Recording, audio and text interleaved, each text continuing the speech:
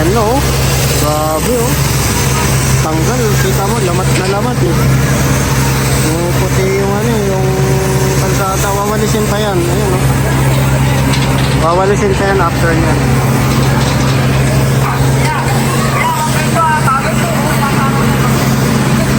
Ayun.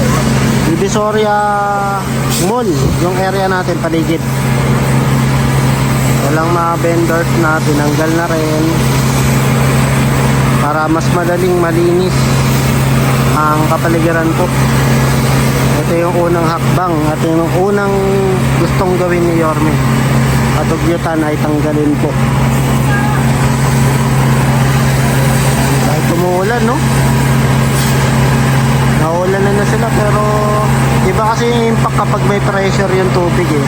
Pati yung mga kapit na dumi ay natatanggal. Doon tayo. Makita ko sila. Pasok ulan. Pasok ulan.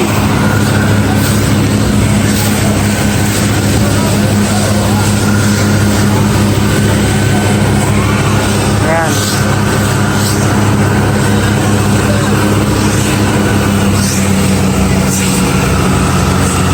So, dalawang malinis po.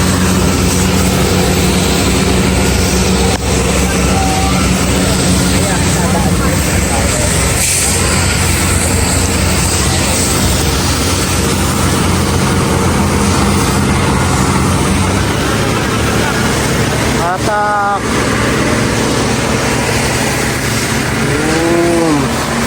Linis, isang iskinita.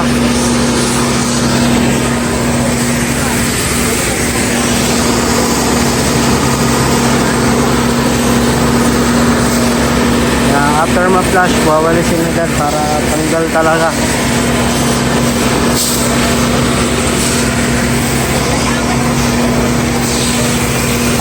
So pati dito sa gilid po ng Divisoria Mall ay nililinis na rin po nila no. Na-flush na rin po nila. Ayan, tsaka dito. Nakakatapos lang dito mag-flush.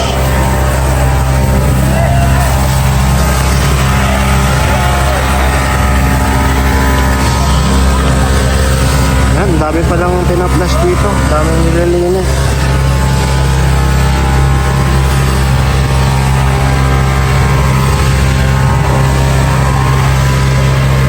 Sa mga nagtatanong, gilid lang to ng Divisoria Mall.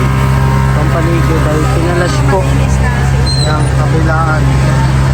Dati puno pong ng mga vendors dito sa gilid. Ngayon ay nawala po. Para malinis po yung mga kalat dito po sa paligid nito. Especially dito po sa Divisoria. Yun o, Lakas ng Tagas.